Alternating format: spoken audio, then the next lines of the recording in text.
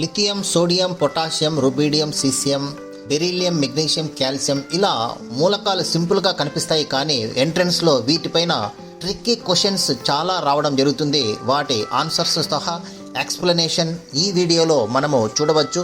Perfect revision for inter and competitive exams, JEE, NEET, EAMCET లాంటి పరీక్షలకు old question పేపర్స్లో ప్రీవియస్గా వచ్చినటువంటి పేపర్స్లోని లాస్ట్ 10 years క్వశ్చన్స్ని కూడా ఈ వీడియోలో కవర్ చేయడం జరిగింది. ఇక ఆలస్యం ఎందుకు, వెంటనే ఈ వీడియోను స్కిప్ చేయకుండా చూడండి, మంచి స్కోర్ పొందండి.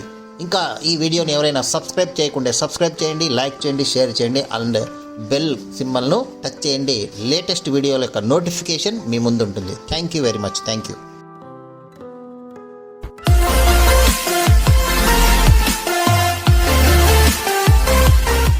ఓకే, మనం ఇప్పుడు previous JEE, NEET, EAMCET questions ఏమైనా వచ్చినాయా, సో గతంలో వచ్చినటువంటి క్వశ్చన్స్ ఒకసారి మనం చూద్దాం.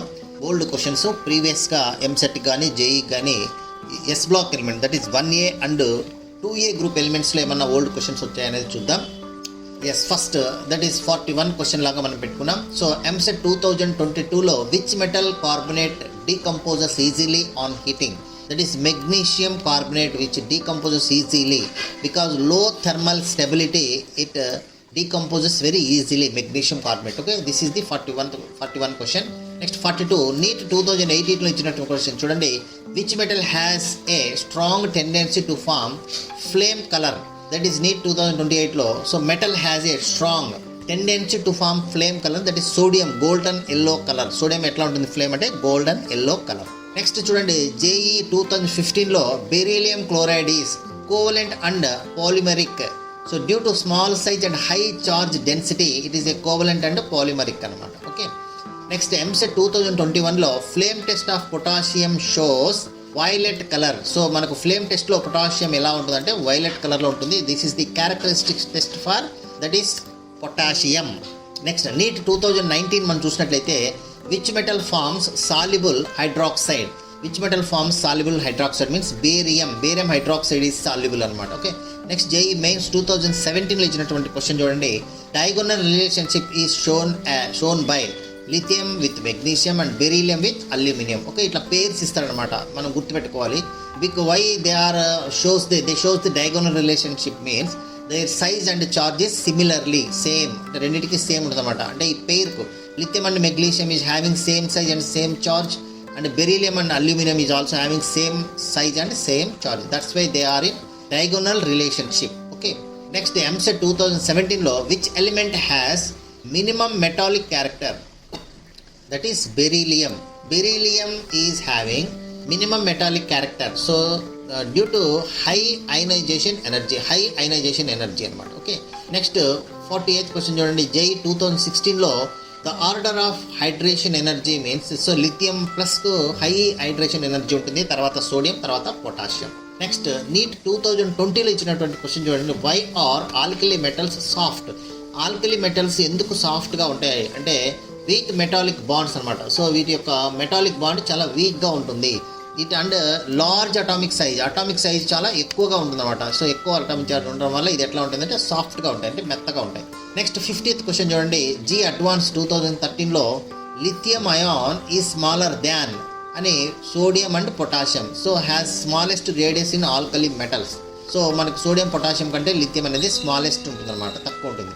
నెక్స్ట్ ఎంసెట్ 2023లో ఇచ్చినటువంటి క్వశ్చన్ చూడండి. Which is more basic, sodium hydroxide or lithium hydroxide? దీని రెండింటిలో ఏది మోర్ బేసిక్ అంటే sodium hydroxide is more basic due to greater ionic character. So ionic character ఎక్కువ ఉంటుంది కాబట్టి సోడియం హైడ్రాక్సైడ్ అనేది మోర్ బేసిక్ అంటే ఎక్కువ క్షారధర్మాన్ని కలిగి ఉంటుంది. నెక్స్ట్ నీట్ 2021లో వచ్చినటువంటి question. Which alkali metal reacts most vigorously with water అంటే పొటాషియం.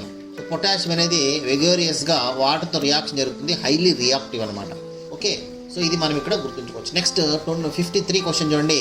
జేఈ మెయిన్స్ 2018లో ఇచ్చినటువంటి క్వశ్చన్ చూస్తే విచ్ ఆక్సైడ్ ఈజ్ యాంఫోట్రిక్? ఇది చాలాసార్లు వచ్చింది. So barium oxide shows the amphoteric nature.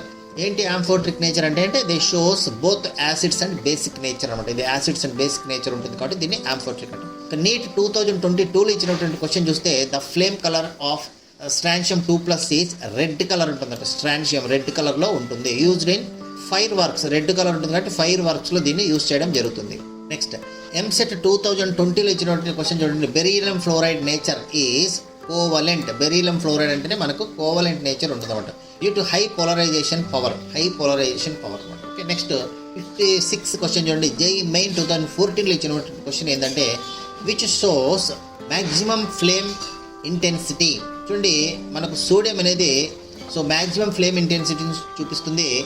Easily excitable electrons అనమాట. ఓకే, అది రీజన్. ఇక నీట్ 2023లో ఇచ్చినటువంటి క్వశ్చన్ చూస్తే which 2A metal gives white precipitate with sodium carbonate. 2A metal gives white precipitate. White precipitate with sodium carbonate calcium అనమాట. Calcium అనేది మనము calcium carbonate అనేది ఫామ్ అయింది. కాల్షియం అనేది ఇక్కడ వైట్ ప్రిసిపిటేట్ ఇస్తుంది అనమాట. సోడియం కార్బోనేట్తో వైట్ ప్రిసిపిటేట్ ఫామ్ చేయడం జరుగుతుంది. కాల్షియం కార్బోనేట్ ఈజ్ ఇన్సాల్యుబుల్ అనమాట. ఓకే, అందుకని ప్రిసిపిటేట్గా అది డిపాజిట్ అవుతుంది. ఎంసెట్ 2019లో ఇచ్చినటువంటి క్వశ్చన్ చూస్తే which group 1 element have low density, which is lowest అంటే potassium is low density. Okay, next ఇక్కడ నెక్స్ట్ క్వశ్చన్ చూడండి. జేఈ 2021లో what type of bonding is in lithium iodide.